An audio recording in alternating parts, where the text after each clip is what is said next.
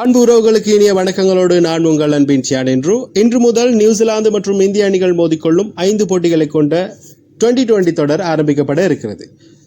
முதலாவது போட்டியாக நாக்பூர் மைதானத்தில் இரவு 7 மணிக்கு இந்த போட்டி நடைபெற காத்திருக்கிறது. இதுவரை இந்தியாவும் நியூசிலாந்தும் ஒருவர் எதிர்த்தாடிய போட்டிகள் 25.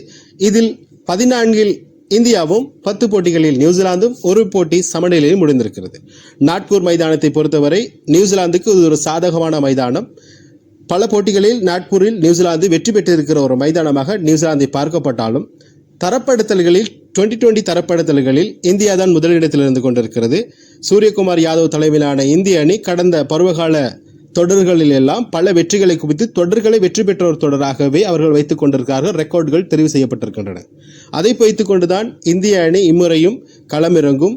இந்திய அணியை பொறுத்தவரை இந்தியாவினுடைய நம்பர் 1 பேட்ஸ்மேனாக இருக்கக்கூடிய 2020 தரப்படுத்தலில் அபிஷேக் சர்மா இருந்து கொண்டிருக்கிறார். பந்து வீச்சாளர் தரவரிசையில் 2020 முதல் பந்து வீச்சாளராக இருந்து கொண்டிருக்கிறார் வருண் சக்கரவர்த்தி, தமிழ்நாட்டை பூர்வீகமாக கொண்ட ஒரு வீரர். இந்தியாவை பொறுத்தவரை பலமான பேட்டிங் லைனப்பை கொண்ட ஒரு அணி, அதே வேளையில் பந்து வீச்சிலும் மிக சிறப்பான அணி.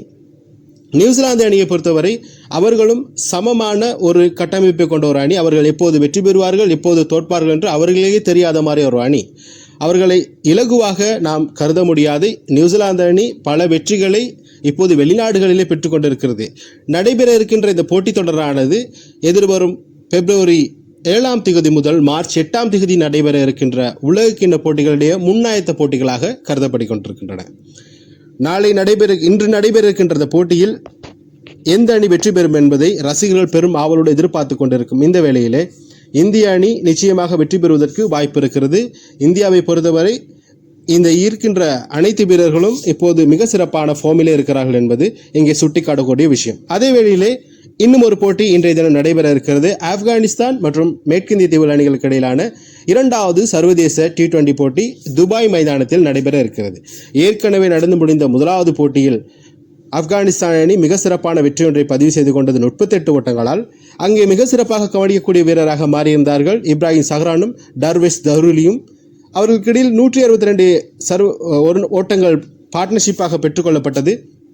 இதன் மூலமாக முதல் போட்டியை இலகுவாக ஆப்கானிஸ்தான் வெற்றி பெற்றிருந்தாலும் 2வது போட்டியில் மேற்கிந்திய தீவுகள் சவால் கொடுக்குமா அப்படிங்கிற கேள்வியோடு உங்களிடம் விடைபெறுகிறேன். நன்றி, வணக்கம்.